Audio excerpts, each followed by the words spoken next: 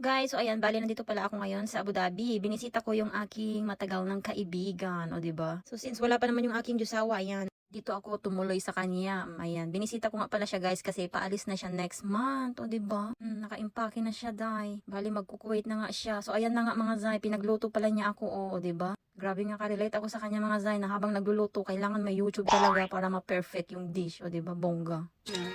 Bango nga eh. So ito nga pala yung bahay niya dito guys. So 'di ba ang bongga, ang luwag ng bahay niya. Ako na lang sana kukuha. Kaso nga lang mga zay, ang layo naman sa trabaho ko. Mahigit 1 oras yung biyahe. Di ko kakayanin yun. So ito nga mga zay, o 'di ba, nagpe-prepare na kami ng aming dinner. So bali teternohan sana namin yung aming dinner ng wine guys. Kaso wala po kaming nakalimutan niya. Yung pambukas ng wine. Kung sinabi niya sanang mag-wine kami, edi nila ako sana yung nasa bahay, o 'di ba? Ay, nakatakot baka mabasag din kasi yung bote. Nakakaloka talaga. Nakakaloka talaga.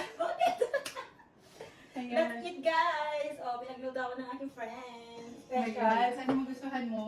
Meron kaming dito, wine. Kaso wala, wala kaming pambukas. So, mag-ano na lang kami.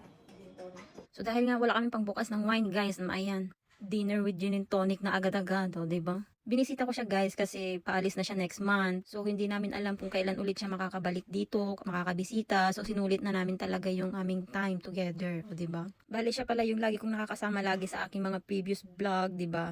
Bali jowa niya kasi yung katrabaho ng aking josawa.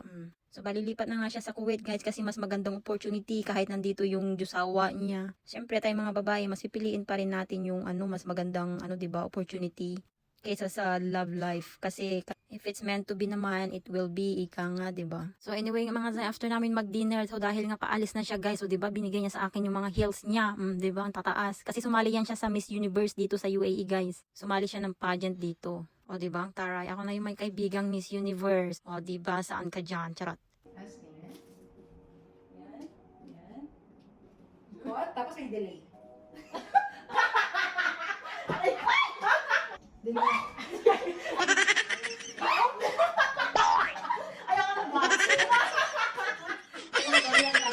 Kaloka mga zay, hindi talaga ako sanay. 6.5 inches ba naman ang heels mga zay? Naku, di ko carry yun mga zay, ang taas-taas. Pang mga talaga lang yun, pang pageant lang talaga mga zay, o diba? Tapos itong boots nga pala to mga zay, is binigay niya din sa akin, o diba? So bet na bet ko nga to guys, kasi hindi siya gaanong kataasan. Same na same lang ng aking boots na black and white, o diba? Grabe, tinuturoan niya ako talaga mga guys, ang galing niya, rumampa. Ay ako, hindi ako sanay mga zay, hindi naman tayo pang Miss Universe. Oh, di ba? Oh. Konti.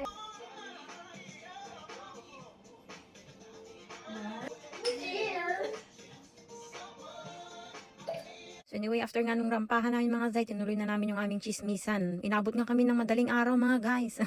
So anyway, to make the vlog short, ayan, umaga na mga zay, hindi pala tanghali na, kahit 2:30 na kami nagising. O diba, nakakaloka guys. So ito na nga, nagpiprepare na nga kami ng aming almusal. So after nga ito mga zay, nagagala kami ng aking kaibigan sa Alwat Balaik dito sa Abu Dhabi. So ito nga pala yung aming breakfast, o diba, super healthy guys. So anyway, sa next video na lang yung ating gala vlog. Para hindi masyadong mahaba. So ito lang guys, salamat!